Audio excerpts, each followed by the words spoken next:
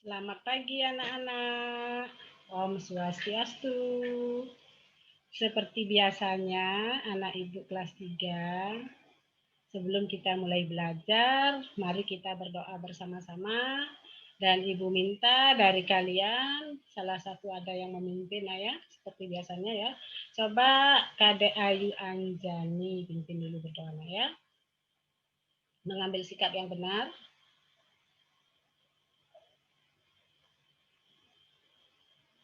Iya, terima kasih Kadek. Sebelum pelajaran dimulai, Ibu mau habiskan dulu. Ada yang di antara kalian yang belum hadir atau tidak hadir, Nak? Sudah ada kabarnya tidak hadir atau belum sampai di sekolah? Iya, Astun semuanya sudah hadir di kelas, sudah berada di kelas siap untuk belajar.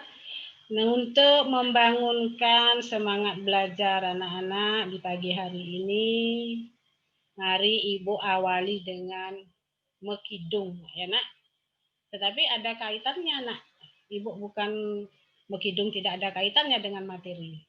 Nah ya, untuk biar tidak ngantuk pagi-pagi biar semangat, mari kita mekidung terlebih dahulu, Nak ya.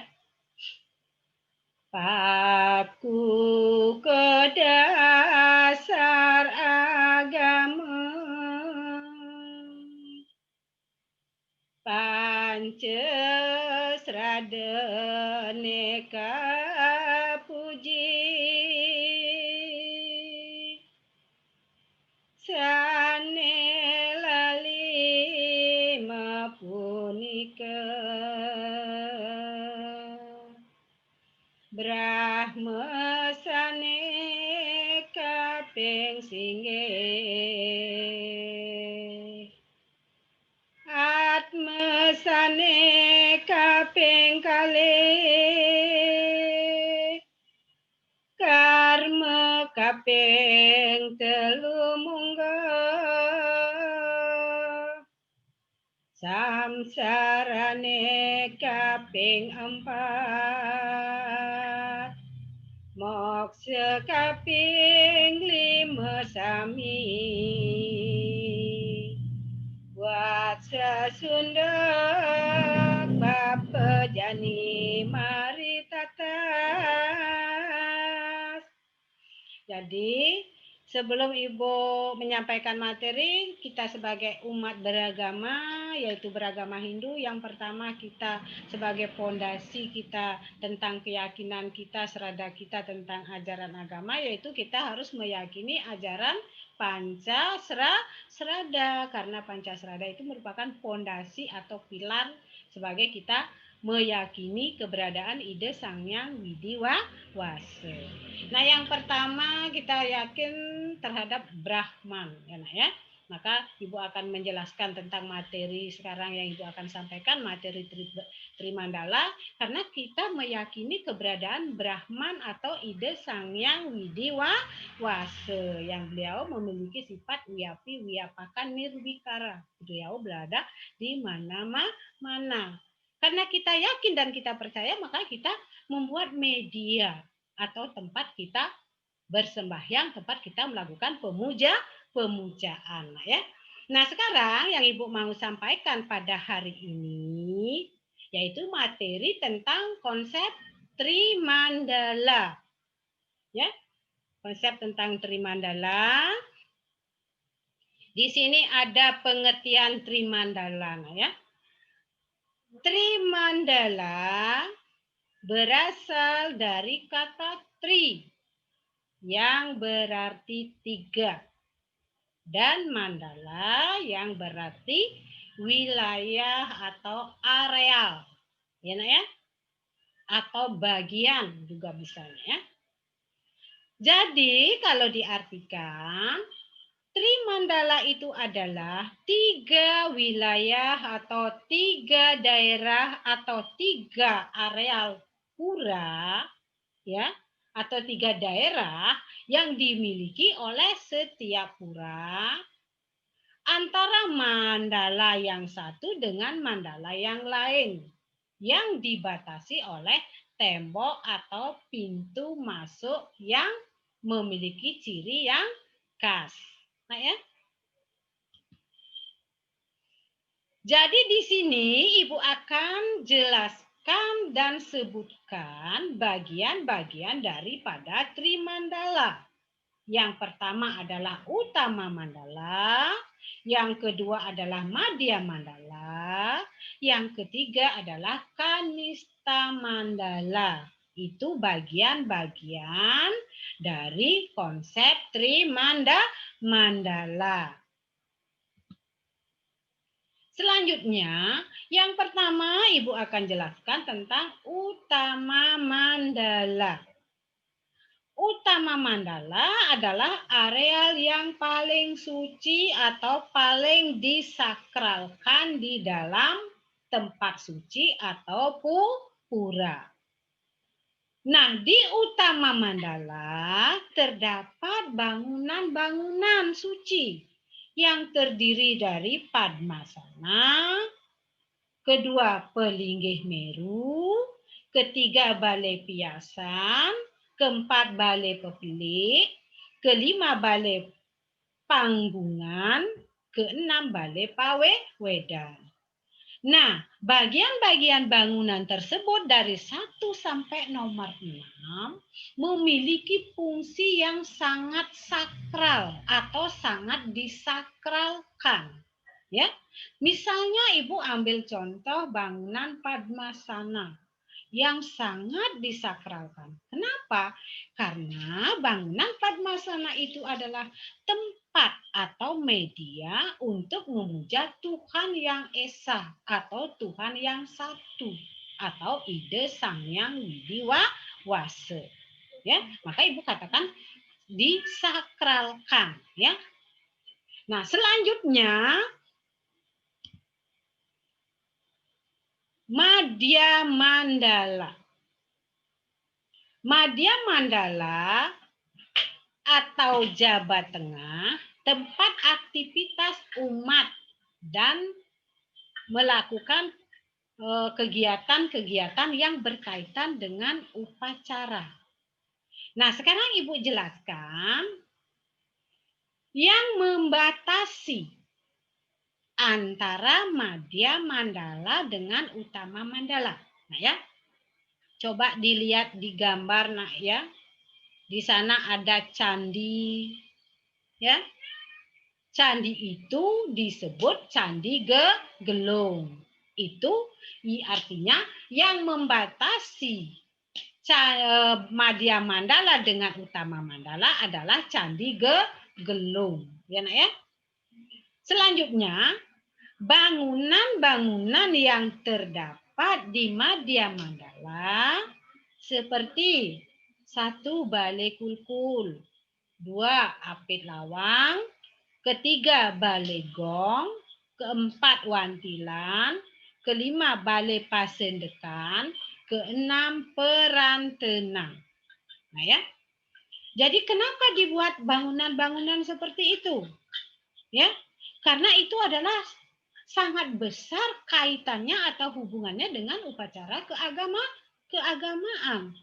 Seperti Balai Kulkul dibuat. Sangat penting dan sangat dibutuhkan oleh umat. Karena apa? Karena suara kulkul itu di dalam melakukan upacara dewayatnya itu wajib disuarakan. Karena kita meyakini ajaran agama, setiap melaksanakan upacara agama harus dilengkapi dengan 5 suara yang disebut dengan Pancagita. 5 suara itu terdiri dari apa saja, Nak? Mungkin di antara kalian ada yang sudah mengetahui? Kalau belum, nah sekarang Ibu jelaskan. Yang pertama yang termasuk bagian dari Pancagita itu adalah 1 suara kulkul. Maka kulkul wajib digantung di setiap pura. Wajib membuat balai kulkul, tempat menggantung kulkul atau kentongan, ya. Terus yang kedua suara gamelan atau gong. Maka setiap ada upacara opiodalan pasti dan selalu ada suara gong atau gamelan. Yang ketiga adalah suara bajra dari seorang pinandita atau pandita. Yang keempat adalah suara mantra dari seorang pandita atau pinandita. Yang kelima adalah suara kidung. Kalau di pura, biasanya dikidungkan kidung apa, Nak? Kidung Dewa Yadnya. Seperti kidung apa? Kidung Purwakaning. Kalau ide peranda atau ide lingsir sudah mulai mepuja atau Pinandita atau pemangku sudah mulai mepuja, pasti menghidungkan Dewa Yadnya. Contohnya seperti Purwakane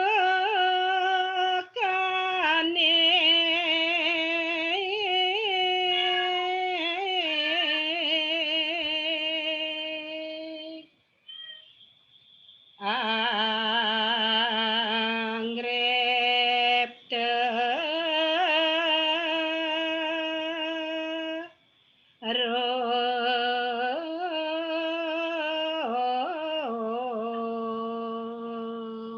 Nah, suara bajrnya di rumahku, nangan, suara gonggong, dung dang, itu merinding sudah bulunya. Aura kesucian sudah mulai bangkit. Maka dari itu yang 5 suara itu adalah sangat penting dan sangat disakralkan dan sangat dibutuhkan dalam melaksanakan upacara keagamaan karena menumbuhkan rasa bakti yang lebih mendalam, menumbuhkan rasa konsentrasi kita dalam pemujaan yang lebih mendalam juga, maka itu sangat dibutuhkan 5 suara tersebut. Misalnya contohnya raos saking mesucian ide betara. Tung tang tung itu suara kulkul itu wajib juga ada suara kulkulnya. Ada suara kidung bajre. Itu akan menambah aura kesucian. Terus selanjutnya bangunan yang terdapat di Madya Mandala adalah Apit Lawang. Nah, anak-anak mungkin bisa lihat itu di depan Candi Gelung, kanan kiri ada pelinggih yang rongnya 1, itu adalah namanya pelinggih Apit Lawang. Nah ya. Terus selanjutnya Balegong. Balegong adalah tempatnya untuk metabuh pares ke gong. Tempat duduk metabuh. Mulai upacara dah mulai tung tang itu. Harus ada tempat. Selanjutnya Wantilan. Untuk apa Wantilan? Apa untuk petajan Ibu Guru? Tidak, ya Nak ya. Jangan salah Nak ya. Di pura tidak boleh melakukan judi walaupun ada wantilan. Jadi yang dilakukan di pura adalah atau yang dikerjakan di pura adalah semua aktivitas yang berkaitan dengan upacara keagamaan. Kalau di pura, apalagi ada tajian atau judi, lewat pun kita tidak boleh di tempat judi. Apalagi di pura kita melakukan judi. Sangat menyalahi ajaran kitab suci Weda. Katanya pura disakralkan, kok di pura mengadakan judi? Kan menambah kekotoran pura jadinya kan? Jadi wantilan itu tujuannya dibangun untuk melakukan kegiatan-kegiatan yang berkaitan dengan upacara keagamaan. Contohnya seperti apa? Coba salah satu. Kadek Anjani. Iya, pintar. Bikin katek sate. Masuk itu, katek sate pecaru. Terus Putu Aditya. Mejejaitan juga masuk. Nah, itulah maksudnya. Ngai jaje, mejejaitan, bikin katek sate. Itu tujuannya dibuat wantilan. Ya. Terus selanjutnya balai pesendekan. Perantenan. Perantenan perlu nggak Nak? Perantenan. Tahu nggak perantenan? Perantenan sama dengan pewargan. Kalau bahasa Indonesianya dapur. Ya Nak ya? Itu sangat penting di pura ada perantenannya ya Nak ya. Karena segala sesuatunya di pura pasti akan ada masak-memasaknya untuk kepentingan yadnya. Bagaimana Nak untuk di Jawa Tengah bisa dipahami materinya Nak? Jawa Tengahnya dulu. Coba dilihat gambarnya. Ada Candi Gelung. Coba ada yang bertanya yang di Jawa Tengah. Iya, Ulan. Bagus sekali pertanyaannya. Kenapa yang membatasi Utama Mandala dengan Madya Mandala Candi Gelung? Tidak candi yang belah itu. Pintar sekali.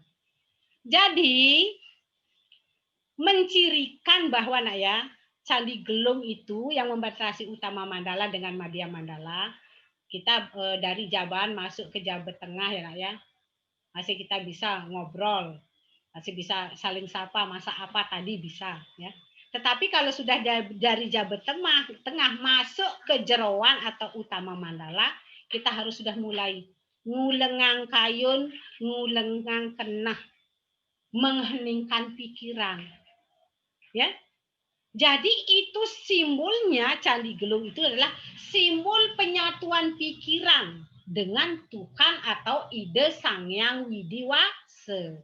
Kalau sudah melewati Candi Gelung, berarti kita sudah konsentrasi. Sudah ngulengang kenah, ngulengang kayen, ngulengang pikiran.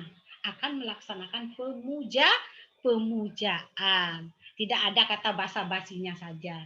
Jadi itu cirinya atau makna filosofinya adalah untuk memusatkan pikiran kepada yang kuasa, ya, kepada ide Sang Hyang Widiwase, simbol keheningan pikiran, keheningan kayun, ya, penyatuan pikiran, penyatuan kayun. Jadi itu dibuatlah Candi Gelung. Nah ya. Nah selanjutnya Ibu lanjutkan dengan Kanista Mandala. Nah sekarang Ibu di Kanista Mandala tadi Ibu menjelaskan tentang Candi Gelung yang membatasi utama Mandala dengan Madhya Mandala. Nah sekarang di sini ada candi yang tidak nyambung, namanya Candi Bentar. Yang membatasi Madhya Mandala dengan Kanista Mandala adalah Candi Bentar. Ya, nak ya? Makanya dari jaban itu dari luar, dari gambar udah kelihatan. Dua itu adalah tempat menggantung kulkul yang disebut dengan balai kulkul. Jadi Kanista Mandala adalah merupakan areal pura yang terletak paling luar dan berbatasan dengan pemukiman masyarakat. Memang kebanyakan begitu, nak. Kalau sudah dari Kanista Mandala keluar itu sudah jalan. Di jalan, sudah jalan. Kebanyakan begitu. Apalagi di perkotaan, udah keluar, udah jalan raya. Dan di jalan raya itu sudah banyak pemukiman atau perumahan-perumahan. Nah, jadi kalau sudah di Kanista Mandala bebas kita mau berkata, nanti nonton film boleh, nanti bikin sayur apa boleh, nanti jalan-jalan boleh, karena sudah di Kanista Mandala. Sudah di areal tempat kita hidup bermasyarakat. Maka boleh kita berkata semaunya yang bermanfaat dan berguna bagi kehidupan. Tetapi tidak boleh berkata yang menyinggung perasaan orang lain, nak ya. Ibu sekarang garis bawahi. Karena di dalam ajaran agama Hindu, pendidikan agama Hindu dan budi pekerti. Kenapa demikian? Karena di dalam pendidikan agama Hindu tidak hanya belajar tentang filsafat ketuhanan, tapi tentang budi pekerti. Contohnya seperti apa budi pekerti? Tahu nak? Bisa nggak anak-anak salah satu menyebutkan contoh pendidikan budi pekerti? Yaitu contohnya pendidikan budi pekerti adalah ajaran Trikaya Parisuda, ajaran Tatuam Asi, ya, Wasudewa Kutumbakam, Trihita Karana. Ya, itu budi pekerti, hidup bermasyarakat, merangkul semua yang ada di alam semesta. Karena apa? Karena kita memandang kita bersaudara sama-sama ciptaan Sang Hyang Widi. Bukan bersaudara satu ibu, satu bapak, satu ayah, tidak. Sama-sama berasal dari yang satu dan kembali kepada yang satu. Ya, nak ya? Maka dalam ajaran Trikaya Parisuda, berpikirlah tentang kebaikan atau berpikir yang disucikan yang baik-baik. Terus yang disebut dengan manacika parisuda. Wacika parisuda, berkatalah yang baik-baik. Jangan sampai berkata menyinggung perasaan orang lain. Berkatalah yang membuat orang lain menjadi senang dan bahagia. Karena dari perkataan kita salah, maka kita akan mendapat petaka. Terus yang ketiga adalah kayika parisuda. Berbuatlah yang baik, berkarmalah yang baik agar mendapatkan kebahagiaan. Karena apa? Apabila kita melaksanakan ketiga konsep Trikaya Parisuda itu, manacika, wacika, kayika, akan kita mencapai kesempurnaan hidup. Jalan atau titik untuk mencapai kesempurnaan hidup. Atau jalan atau titik untuk meningkatkan kualitas kehidupan. Ibu katakan demikian. Karena apa? Tadi Ibu Mekidong Panca Serada itu kan ada di sana Punarbawa. Punarbawa, kenapa kita harus dilahirkan? Kenapa kita harus mati? Kenapa kita harus hidup? Tujuannya adalah untuk meningkatkan kualitas hidup kita. Sekarang kita ini menjelma menjadi manusia astungkare, punya ide, punya pikiran. Karena apa? Karena kita punya kesempatan untuk memperbaiki perbuatan kita, untuk meningkatkan kualitas hidup kita. Sekarang menjadi manusia, sudah menjadi manusia, ada nak jadi artis jegeng, ada nak jadi pejabat, ada nak jadi presiden. Kita sudah jadi manusia, syukur astungkari, tapi masih jadi pedagang, masih jadi petani. Gimana cara meningkatkan kita biar menjadi artis, orang cantik, orang ganteng, dan menjadi pejabat? Dengan cara berkarma yang baik. Dengan cara apa kita berkarma yang baik? Menerapkan ajaran Trikaya Parisuda. Berpikir, berkata, berbuat yang baik.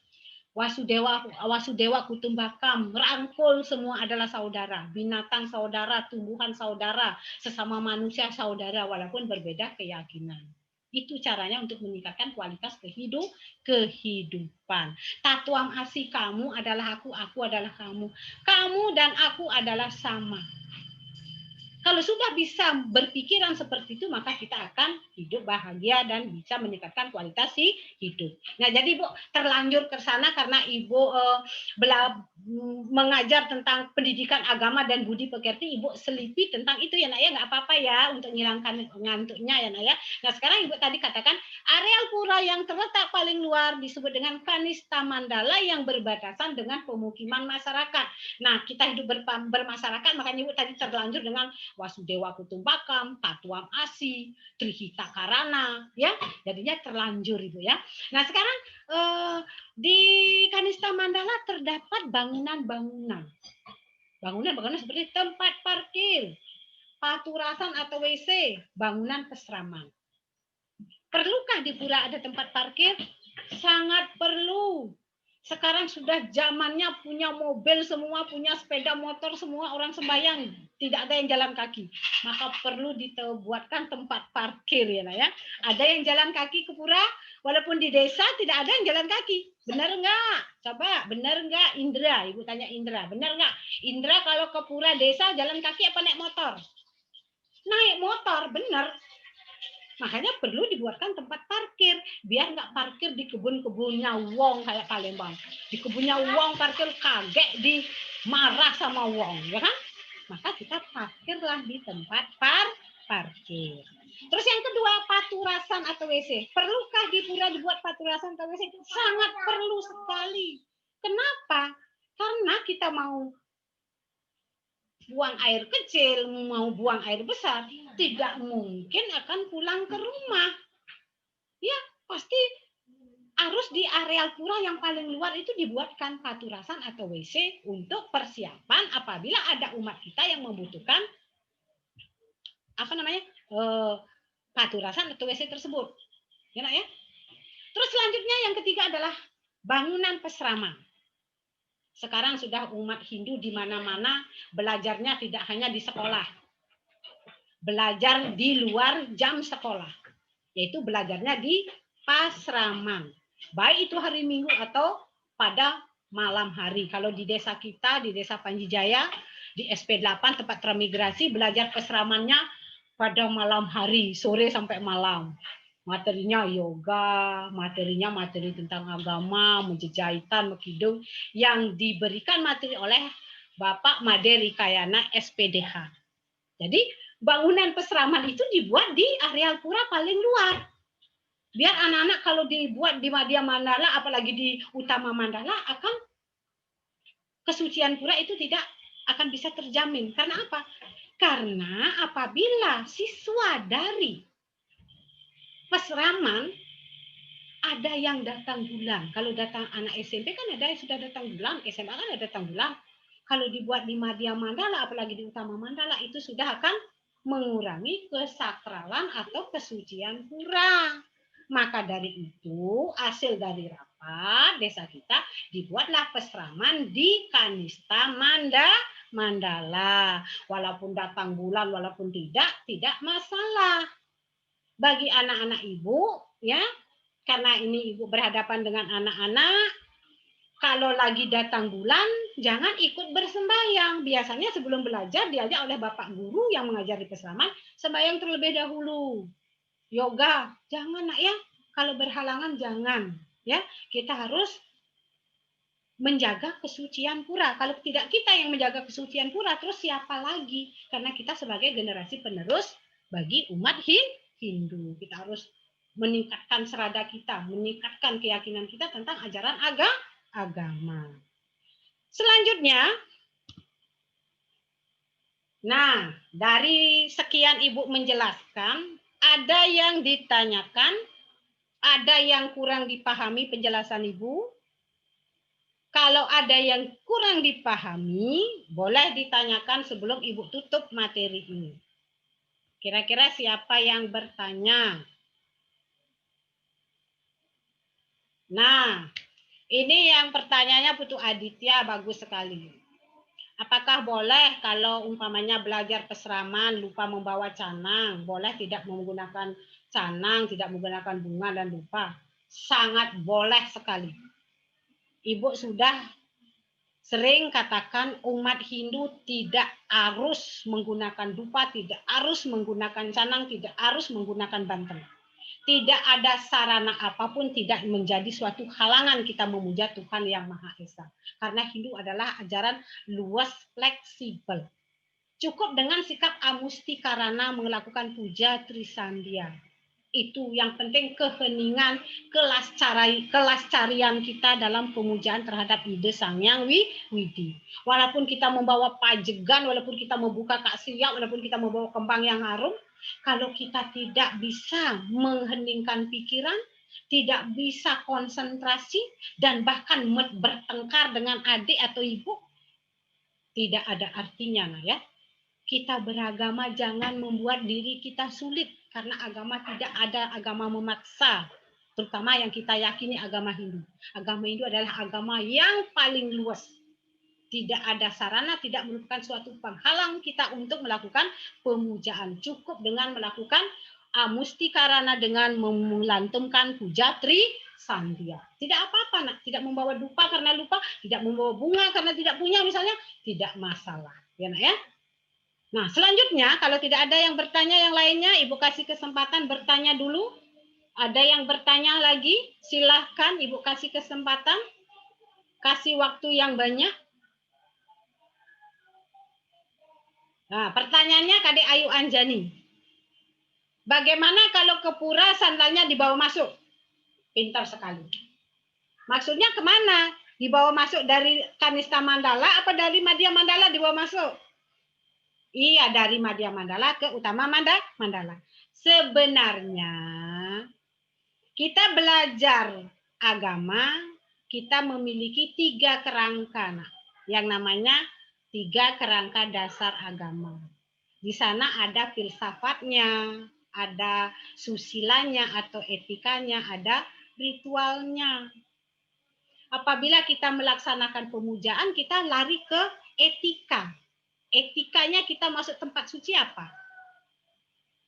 Memang selama ini umat Hindu masih banyak membawa sendal masuk ke Utama Mandala. Sebenarnya itu boleh, nak, ya. Ibu katakan boleh. Karena untuk mengompakkan menaruh di Madya Mandala itu kayaknya tidak bisa kompak langsung. Boleh membawa sendal ke Utama Mandala, ada Ibu garis bawahi. Tetapi sendal sampai di Utama Mandala harus diduduki, harus masih melekat pada tubuh kita. Apabila bagian dari tubuh kita masih melekat dengan badan kita, tidak akan menyebabkan kecuntakaan. Yang menyebabkan kecuntakaan apabila sendal itu ditaruh tidak melekat dengan badan kita. Misalnya kita duduk di sini, sendalnya di samping, itulah yang menyebabkan kecuntakaan. Ya, maka dari itu apabila membawa sendal ke Utama Mandala harus diduduki. Paham? Itu yang pertama. Kedua, untuk menjaga kesakralan pura di Utama Mandala, tidak boleh berludah. Ibu sering lakukan, ibu pesupes, berludah, ingin berludah, ibu telan. Benar ibu telan, menelan ludah sendiri nggak apa-apa daripada berludah di Utama Mandala. Terus yang ketiga, ibu sering lihat ibu-ibu, anak-anak begitu habis sembahyang pamannya di luar kayak pura dalam, ada pura Prajepati di sana dulu persembahyangan, habis itu di pura dalam makan di Utama Mandala. Itu sebenarnya tidak boleh, ini Ibu sampaikan sekarang. Kalau yang anak masih kecil belum bisa dikasih tahu boleh, tetapi Ibu garis bawahi, bagi orang tuanya sampah jangan dibuang di areal pura atau di lantai pura. Sampah itu harus dipegang. Atau kalau umpamanya membawa kresek atau asawi, taruh di sana, nanti pas pulang baru dibuang.